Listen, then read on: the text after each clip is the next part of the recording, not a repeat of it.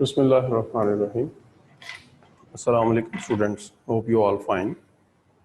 As you know, we discussed ratios formulas and then we discussed one of the question.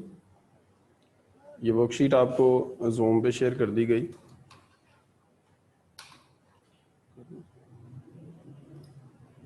And in this question there are 8 questions.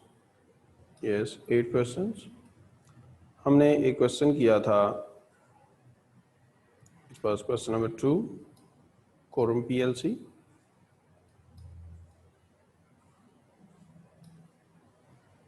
Yesterday we discussed question number 2. It was Winterbottom PLC and RPLC. Make sure कि आप इस question को एक दफ़ा खुद से भी attempt करें और कोई भी जो प्रॉब्लम हो वो डिस्कस करें. इसके बाद हम मज़ीद इसकी डिस्कशन करते हैं.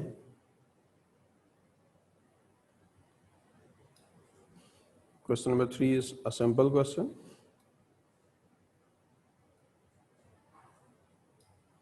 क्वेश्चन नंबर 4 को देखते हैं जी कि 4 कैसे होगा.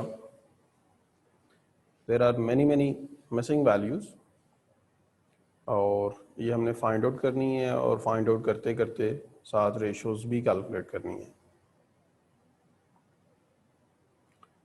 तो this is a major part. 14 marks के लिए ए पार्ट है जिसमें हमने रेशियोज कैलकुलेट करनी है और बहुत ज़्यादा मार्क्स हैं क्योंकि साथ साथ हमने मिसिंग वैल्यूज भी फाइंड आउट करनी है.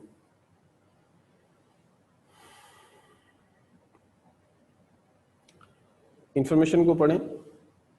Alpha and beta both operate in the same industry. Both have the same annual sales. ये बड़ा इंपॉर्टेंट पॉइंट है. Same annual sales revenue. Neither have any preference shares in issue. आपने information को याद रखना है कि दोनों की सेल्स सेम है. पेज ओपन देखिए. अगर दोनों की सेल्स सेम है तो हम बहुत सारी वैल्यूज को फाइंड आउट करने में हम इस चीज को यूटिलाइज करेंगे. फॉर एग्जांपल हमें सबसे पहले दोनों का profit for the year given है. Profit for the year given है तो उसके बाद प्रॉफिट मार्जिन दे दिया गया. प्रॉफिट मार्जिन हमें बीटा पीएलसी का गिवन है लेकिन अल्फा पीएलसी का मिसिंग है. तो हम क्या करेंगे, बीटा पीएलसी के लिए सेल्स फाइंड आउट करेंगे. अब सेल्स कैसे फाइंड आउट करेंगे, we know very well the formula of profit margin. Profit margin का फार्मूला आपको याद होगा. That is basically net profit divide by sales. Net profit divide by sales. अब अगर मुझे प्रॉफिट मार्जिन दिया हुआ है, नेट प्रॉफिट भी दिया हुआ है, so we can find out the sales. Net profit है जी 1 लाख फॉर बीटा पीएलसी और डिवाइड बाय आप सेल्स करें इज इक्वल टू 10%. तो सेल्स फाइंड आउट करने के लिए आप क्या करेंगे, 1 लाख डिवाइड बाय 0.10 मीन्स 10%. तो 1 मिलियन की सेल्स आ जाएंगी. 10 लाख की सेल्स हैं जी फॉर बीटा पीएलसी. अब ये जो सेल्स हमने निकाली हैं, the same sales are for alpha PLC, क्योंकि क्वेश्चन के स्टार्ट भी बता दिया गया था कि दोनों की सेल्स सेम हैं. तो बीटा पीएलसी में जो हमें स्टार्ट पे 2 वैल्यूज गिवन हैं, उन दोनों को यूज करते हुए हमने सेल्स की वैल्यू निकाल ली and the same sales value is for alpha PLC. अब अगर अल्फा पीएलसी की सेल्स हमें पता चल जाएं, we can find the profit margin for alpha PLC like this. कि जो हमें नेट प्रॉफिट गिवन है 160,000, उसको आप डिवाइड कर दें 1 मिलियन से, you will get profit margin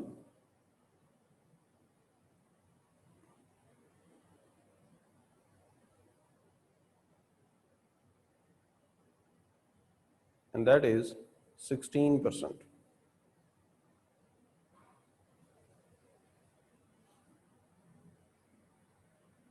तो सबसे पहले हमने मार्जिन निकाल लिया। ए का फर्स्ट पार्ट हमें यही पूछा हुआ है कि जी प्रॉफिट मार्जिन फाइंड आउट करें। उसके बाद इफ यू सी हमें फाइनेंस चार्जेस गिवन हैं फॉर अल्फा पीएलसी, बीटा के हमने फाइंड आउट करने हैं। प्रॉफिट फ्रॉम ऑपरेशंस, अब प्रॉफिट फ्रॉम ऑपरेशंस हम फाइंड आउट कर सकते हैं कैसे? अगर आपको इनकम स्टेटमेंट का फॉर्मेट याद है तो इनकम स्टेटमेंट में क्या होता है, the finally net profit which is 1 million, इससे सेकेंड लास्ट वैल्यू क्या होती है, दैट इज इंटरेस्ट, और इंटरेस्ट की अमाउंट हमें दी हुई है 16,000। तो जब हम रिवर्स वर्किंग करेंगे तो ये आ जाएगा profit before interest and tax या ऑपरेटिंग प्रॉफिट। दोबारा से समझ लें, अभी अभी हमने सेल्स फाइंड आउट की और से उससे पहले हमें profit for the year given है। जब profit for the year given है तो हमने प्रॉफिट मार्जिन निकाल लिया। अब प्रॉफिट फॉर द ईयर हमें गिवन है और फाइनेंस चार्जेस हमें नजर आ रहे हैं, तो प्रॉफिट फ्रॉम ऑपरेशंस हम निकाल सकते हैं। कैसे निकाल सकते हैं कि आप फॉर्मेट के अंदर सबसे एंड वैल्यू हमारी होती है net profit, second last value होती है फाइनेंस चार्जेस। तो रिवर्स वर्किंग करते हुए आप क्या करें, 160,000 में 16,000 ऐड कर दें, 160,000 में ऐड कर दें 16,000, तो हमारा जो प्रॉफिट फ्रॉम ऑपरेशंस है वो आ जाएगा 176,000।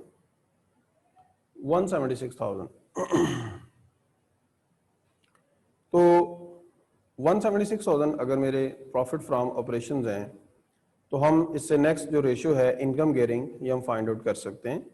इनकम गियरिंग का फार्मूला आपको याद होगा, that was interest expense divide by profit before interest and tax means operating profit या प्रॉफिट फ्रॉम ऑपरेशंस। अब इंटरेस्ट एक्सपेंस है 16,000 जो कि गिवन है। प्रॉफिट फ्रॉम ऑपरेशंस अभी अभी हमने फाइंड आउट किए, दैट इज 176,000। तो आप इसकी एक परसेंटेज बना लें, 16,000 डिवाइड बाय 176,000,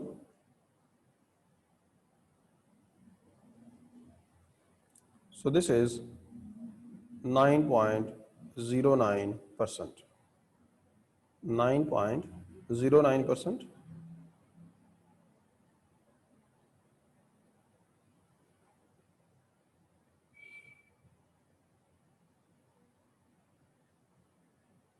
तो इनकम गियरिंग आ गई जी 9.09%, और इनकम गियरिंग जो कि बीटा पीएलसी की हमें गिवन है उसकी है जी 20%। 20% इट मीन्स के बीटा पीएलसी में लोन ज़्यादा हैं तो इंटरेस्ट भी ज़्यादा है, और इस तरह से interest expense over operating profit जो इनकम गियरिंग हम निकालते हैं वो भी उसकी ज़्यादा है। So what do you think, क्या हम उसके फाइनेंस चार्जेस निकाल सकते हैं या प्रॉफिट फ्रॉम ऑपरेशंस? तो जैसा कि हमें इनकम गियरिंग हमें गिवन है, तो उसकी रिवर्स वर्किंग करते हुए हम इन वैल्यूज पे वर्किंग कर सकते हैं। तो फिलहाल आगे चलते हैं। नंबर ऑफ ऑर्डिनरी शेयर्स हमें गिवन है जी फॉर अल्फा पीएलसी 4 लाख। उसके बाद है earning per share. Earning per share का फार्मूला हमें आता है, that is net profit minus preference dividend divide by number of shares. अब क्योंकि क्वेश्चन के बहुत स्टार्ट में बता दिया गया था कि प्रेफरेंस शेयर्स यहाँ पे नहीं है, दोनों कंपनीज के नहीं है। अगर प्रेफरेंस शेयर्स नहीं है तो इट मीन्स प्रेफरेंस डिविडेंड भी नहीं होगा। इन दिस वे जो हमारा नेट प्रॉफिट है उसको हम न्यूमरेटर में रखेंगे to calculate earning per share, और हम डिवाइड कर देंगे बाय नंबर ऑफ शेयर्स।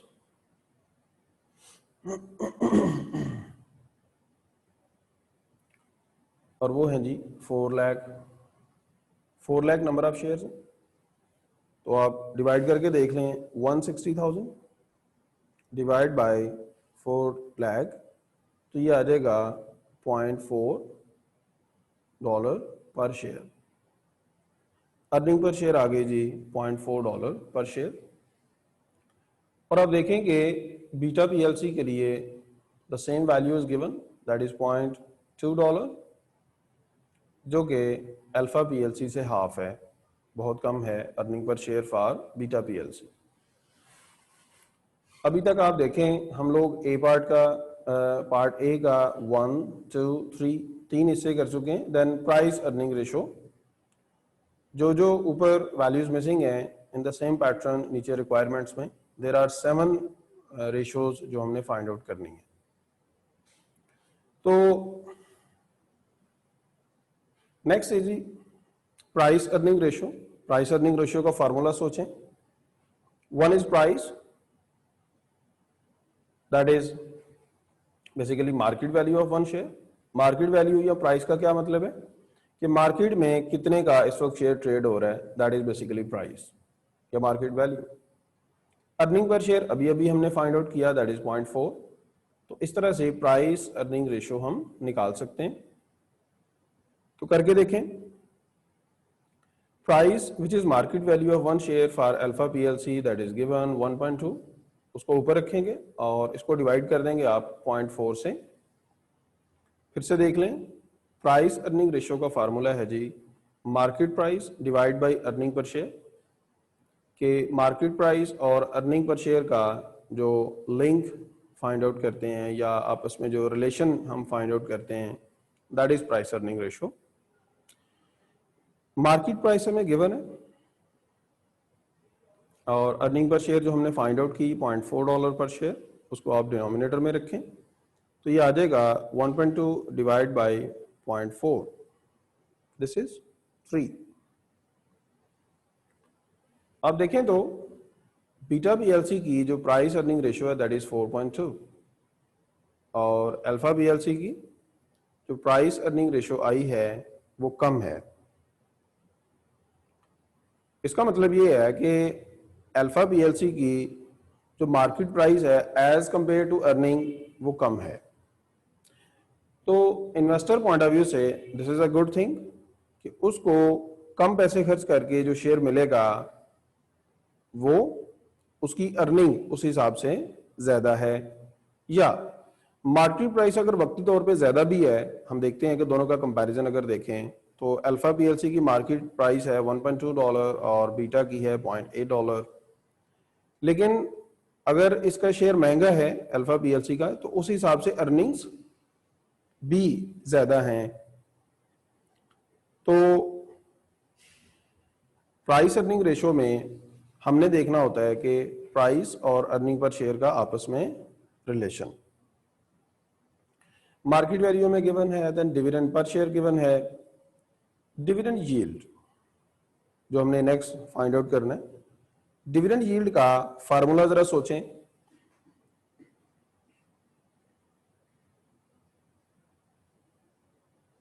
तो डिविडेंड यील्ड का फार्मूला था जी dividend per share divide by market price per share.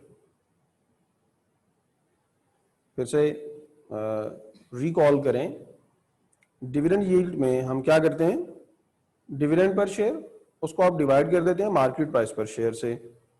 अब डिविडेंड पर शेयर हमें गिवन है, मार्केट प्राइस पर शेयर हमें गिवन है, सो दोनों को आप जस्ट डिवाइड कर दें and you will get the dividend yield.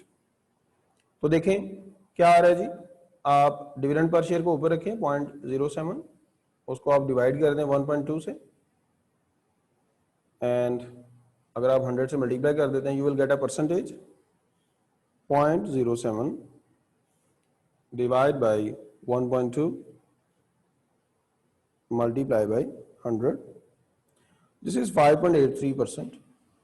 5.83%, and at the same time जो बीटा पीएलसी का डिविडेंड यील्ड है दैट इज 7.14%. तो एज पर डिविडेंड जो अल्फा पीएलसी है इसकी परसेंटेज कम है.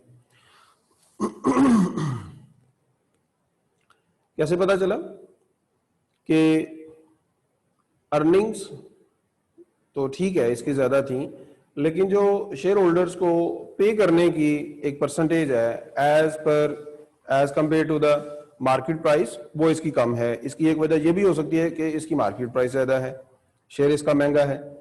तो जब हम डिविडेंड पर शेयर का मार्केट प्राइस के साथ रिलेशन देखेंगे तो obviously that will be smaller percentage, a smaller value. उसकी वजह कि इसमें इसका जो शेयर है वो मार्केट से महंगा मिल रहा है, इस वक्त इसकी प्राइस बहुत ज्यादा है. तो ये हमने बी पार्ट में दोनों का कंपैरिजन भी बताना है, सो दैट्स व्हाई साथ साथ में डिस्कस कर रहा हूं. अगर हम निकालना चाहें टोटल डिविडेंड तो क्योंकि हमें नंबर ऑफ शेयर्स का भी पता है और डिविडेंड पर शेयर का भी पता है, we can find out the total dividend, जो कि नंबर 6 में हमने फाइंड आउट करना है. तो उसके लिए आप क्या करें, 0.07 उसको मल्टीप्लाई कर दें आप 4 लाख से, क्योंकि 4 lakh number of ordinary shares हैं और डिविडेंड पर शेयर है जी 0.07. तो 0.07 को अब मल्टीप्लाई कर दें 4 लाख से, this is $28,000. This is basically dividend paid. उसके बाद आगे dividend cover which is the 7th ratio जो हमने ए पार्ट में फाइंड आउट करनी है. डिविडेंड कवर का फार्मूला सोचें, it was net profit minus preference dividend divide by जितना भी हम डिविडेंड पे कर चुके हैं. तो इसका आंसर टाइम्स में आता है हमारे पास. तो इस वक्त हमारा जो नेट प्रॉफिट है वो बहुत स्टार्ट में हमें दे दिया गया था 160,000, और प्रेफरेंस डिविडेंड एज सच है नहीं क्योंकि there were no preference shares issued by any company. तो 160,000 डिवाइड बाय 28,000 जो भी हमने डिविडेंड पेड की अमाउंट निकाली.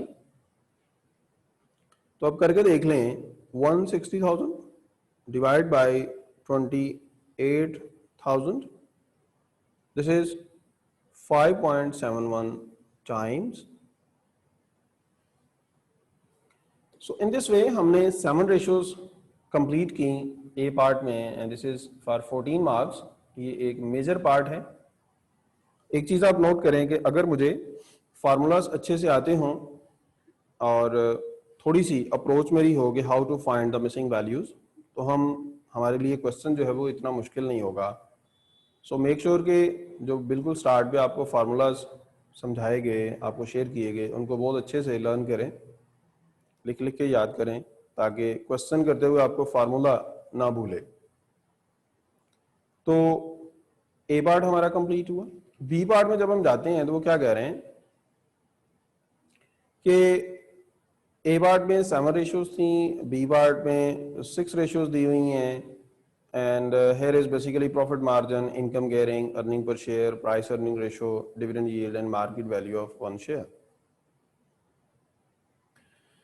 तो हम क्या करेंगे, एक एक रेशो को दोनों को कंपेयर करेंगे, उस पर कमेंट्स करेंगे किसकी रेशो ज़्यादा है किसकी कम है, और उसकी एक पॉसिबल रीज़न अगर हमें समझ आ रही हो तो वो हम बता सकते हैं.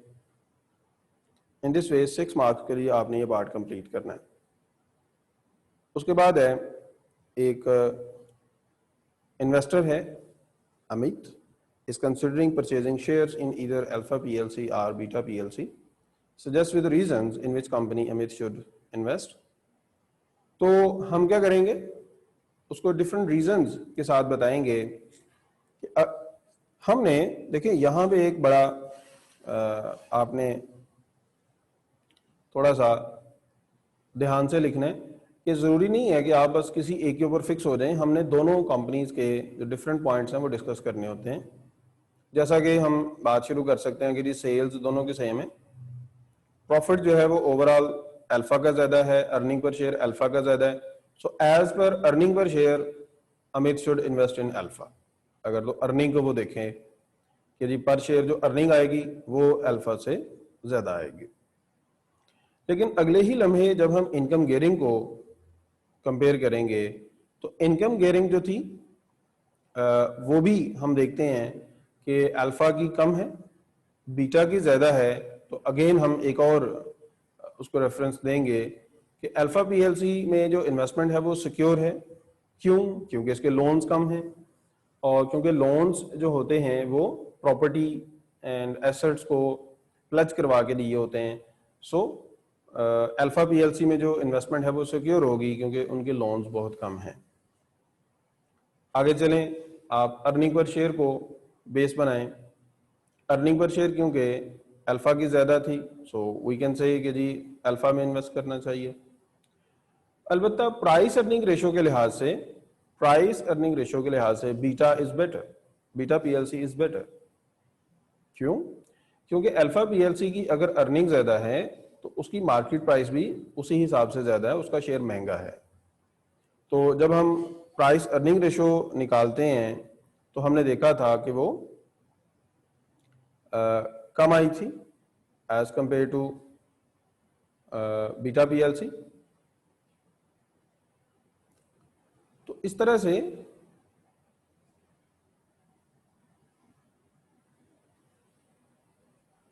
ज्यादा जो पॉइंट्स हैं वो वैलिड हैं for alpha PLC. So overall हम अल्फा पीएलसी के हक में ज्यादा पॉइंट्स दे सकेंगे फॉर अमित जो कि इन्वेस्टर है। तो ये आपने इसके आंसर को भी बेशक आप कंसल्ट करें और ये क्वेश्चन कंप्लीट करना है। जिस पॉइंट की नहीं समझ आएगी वो आपने बताना है ताकि उसको हम डिस्कस कर सकें। 2 क्वेश्चन हमने किए, कोशिश करेंगे कि नेक्स्ट क्लास में एक क्वेश्चन इसका और करें क्योंकि ये थोड़ा सा मुश्किल टॉपिक है। नेक्स्ट क्लास में इंशाल्लाह इसका कोई एक और क्वेश्चन डिस्कस करके ये टॉपिक कंक्लूड हो जाएगा। आप लोग कोशिश करेंगे साथ साथ क्वेश्चन इसके अटेम्प्ट करते जाएं ताकि जो प्रॉब्लम्स हो वो हम ग्रेजुअली डिस्कस करते रहें। सो गुड लक, अल्लाह हाफिज़।